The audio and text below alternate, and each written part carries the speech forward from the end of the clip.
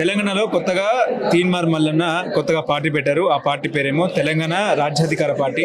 మరి ఈ పార్టీ నిలుస్తుందా, మరి ఎక్కడి దాకా వెళ్తుంది, ఏంటి పరిస్థితి, అసలు ఏం చెప్తారు ఈ పార్టీ గురించి? 100% నిలుస్తుందండి. 2025లో మీకు గ్యారంటీగా అధికారం కోసం బీసీ రాజ్యాధికారం సాధిస్తాం. బీసీ రాజ్యాధికార లక్ష్యం ఏంటంటే అందరూ సమానత్వ న్యాయమే. ఇప్పుడున్న రాజకీయ పార్టీలు ఏమైనా చూసుకోండి, మీరు అన్ని అగ్రవర్ణాలకు చెందినయే. మేము ఆ పార్టీలో ఉంటే కిరాయిలలో ఉన్నట్టే. ఈరోజు మీ సొంత ఇల్లు కట్టుకున్నాం. మేము కాంగ్రెస్ పార్టీకి ఒక చరిత్ర ఉంది, ప్లస్ దానికి టీఆర్ఎస్ పార్టీ కూడా చరిత్ర ఉంది, బీజేపీ కూడా చరిత్ర ఉంది. కానీ ఆ మూడు పార్టీలు కూడా అగ్రవర్ణాలే. ఇలా దేశంలో 60% పైన ఉన్నాం బీసీలం. కానీ ఇలా సంపద మొత్తం వారి చేతిలో ఉంటుంది. ఆల వర్గాలు అభివృద్ధి చెందుతున్నాయి. కావున రాజ్యాధికారంతోనే సర్వరోగాల నివారణ అనేది రాజ్యాధికారంలో సాధ్యము అనే విధంగా మల్లన్న గారు పార్టీని రూపకల్పన చేశారు. బీసీ రాజ్యాధికారంతో అన్ని వర్గాలకు న్యాయం జరుగుతుంది. ఎందుకంటే దీంట్లో కూడా అగ్రవర్ణాలు కూడా పీట వేస్తూ ఉన్నాం. ఎందుకంటే మాకు మొదటి నుంచి కూడా అన్ని కోణాల్లో మాకు అన్యాయం జరుగుతూ వచ్చింది. విద్యాపరంగానే, ఉద్యోగపరంగానే, రాజకీయ పరంగా అన్ని విధాలుగా అన్యాయం జరుగుతూ వచ్చినది.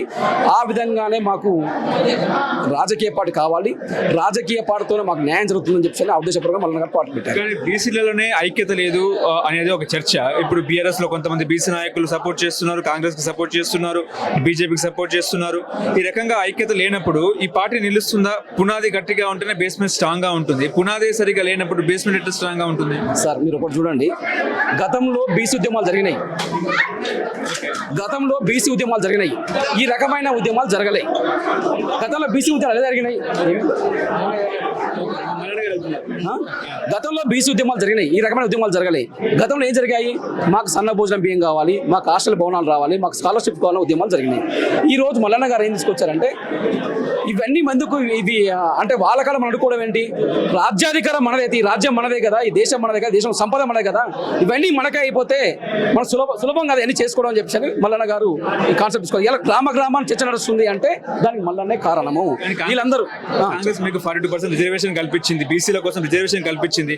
ఆ రిజర్వేషన్ లో మీకు ఉద్యోగ ఉపాధి అవకాశాలు కూడా కల్పిస్తామని కాంగ్రెస్ ప్రభుత్వం చెప్తున్నా కూడా ఎవరు కూడా ధర్నాలు చేస్తలేరే, ఎవరు మా కోసం పార్టీ ఉండాలని చెప్పేసి ఎవరు దీక్షలు చేస్తలేరే.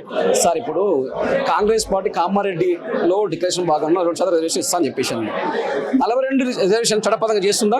ఇలా శాసనసభలో బిల్లు పెట్టింది, శాసన మండలి కూడా బిల్లు పెట్టాలి. శాసన మండలి బిల్లు రాకుండా గవర్నర్ దగ్గరికి వెళ్ళింది. ఇలా గవర్నర్ బిల్లు ఎక్కడికి వెళ్ళాలి? రాష్ట్రపతి దగ్గరికి వెళ్ళాలి, అంటే లోక్సభకి వెళ్ళాలి, లోక్సభలో బిల్లు పెట్టాలి. లోక్సభలో బిల్లు అంటే గతంలో తమిళనాడు ప్రభుత్వం కూడా 60% రిజర్వేషన్, తమిళనాడులో కూడా రిజర్వేషన్ అమలు చేసింది బీసీలకి. అప్పుడు ఏం చేసింది జయలలిత గారు? అక్కడ ఉన్న ప్రతిపక్షాలని అందరినీ తీసుకెళ్ళింది ఢిల్లీకి. ఈరోజు కాంగ్రెస్ పార్టీ ఆ పని చేసిందా? ఎవరిని తీసుకెళ్ళి? ఒకసారి మోడీ గారు ఇస్తుంటే కూడా ఇక్కడ రేవంత్ రెడ్డి ఒప్పుకోరు, ఇక్కడ ఉన్న రెడ్లు ఒప్పుకోరు.